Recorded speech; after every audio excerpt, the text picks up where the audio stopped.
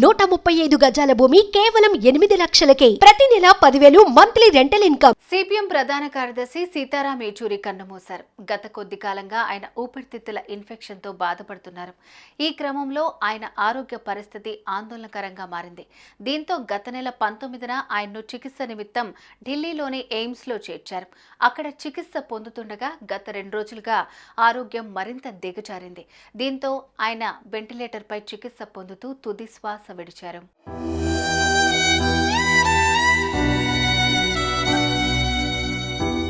సీతారాం ఏచూరి పరిస్థితి విషమంగా ఉందని పార్టీ కేంద్ర కమిటీ 2 రోజుల క్రితం వెల్లడించిన విషయం తెలిసిందే.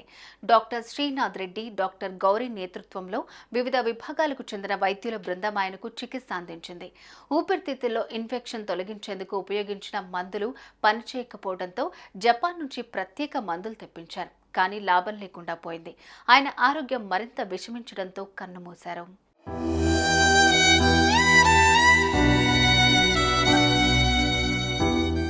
సీతారాం ఏచూరి ఆగస్టు 12, 1952న జన్మించారు. ఆయన పూర్తి పేరు ఏచూరి సీతారామారావు. ఏచూరి వీణా మంజుదార్ కుమార్తె ఇంద్రాణి మంజుదార్ను వివాహం చేసుకున్నారు. వీరికి కుమారుడు ఆశిష్ ఏచూరి, కుమార్తె అఖిల ఏచూరి ఉన్నారు. కాగా ఏచూరి జర్నలిస్ట్ సీమా చిస్తీను రెండో వివాహం చేసుకున్నారు. కాగా ఏచూరి కుమారుడు కోవిడ్ కారణంగా 2021లో మృతి చెందారు.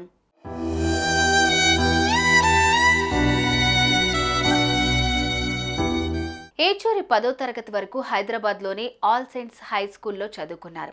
ఆపై central board of secondary education higher secondary ఎగ్జామినేషన్లో ఆల్ ఇండియా మొదటి ర్యాంక్ సాధించాడు. తదనంతరం ఢిల్లీలోని సెయింట్ స్టీఫెన్స్ కాలేజీలో ఆర్థిక శాస్త్రంలో BA, జవహర్లాల్ నెహ్రూ విశ్వవిద్యాలయం నుండి ఆర్థిక శాస్త్రంలో MA చదివారు.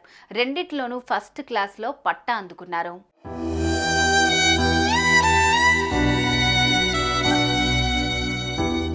ఆపై 1974లో స్టూడెంట్స్ ఫెడరేషన్ ఆఫ్ ఇండియాలో ఆయన చేరారు. మరుసటి ఏడాది సిపిఎం పార్టీ సభ్యుడిగా మారారు. ఎమర్జెన్సీ సమయంలో ఆయన్ని అరెస్టు చేశారు. ఆపై సిపిఎం నేత హరికిషన్ సింగ్ సుర్జిత్ వద్ద ఏచూరి ఎదిగారు.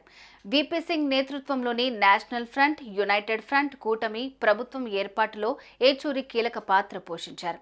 ఆ సమయంలో ప్రభుత్వానికి సిపిఎం బయట నుంచి మద్దతిచ్చింది. తొలిసారి ఏర్పడ్డ UPA ప్రభుత్వానికి కూడా లెఫ్ట్ పార్టీలు మద్దతిచ్చాయి. ఆ సమయంలోనూ ఏచూరి కీలక పాత్రను పోషించారు. పాలసీ మేకింగ్లో కాంగ్రెస్ పార్టీపై ఆయన ఒత్తిడి తీసుకొచ్చారు.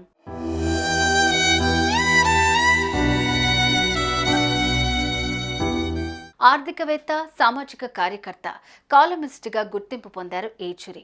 1992 నుంచి పార్టీ పొలిట్ బ్యూరో సభ్యుడిగా ఉన్నారు. 2005లో పశ్చిమ బెంగాల్ నుంచి తొలిసారి రాజ్యసభకు ఎన్నికయ్యారు. 2015లో విశాఖపట్నంలో జరిగిన 21 సిపిఎం మహాసభల్లో పార్టీ 5 ప్రధాన కార్యదర్శిగా ఏకగ్రీవంగా ఎన్నికయ్యారు. అప్పటి నుంచి ఆ పదవిలో కొనసాగారు.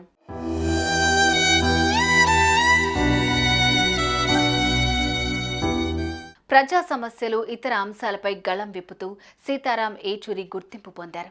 ఎన్నో పుస్తకాలు రాశారు. ప్రజల పక్షాన నిలబడ్డారు. ఇలాంటి నేతలు చాలా అరుదు.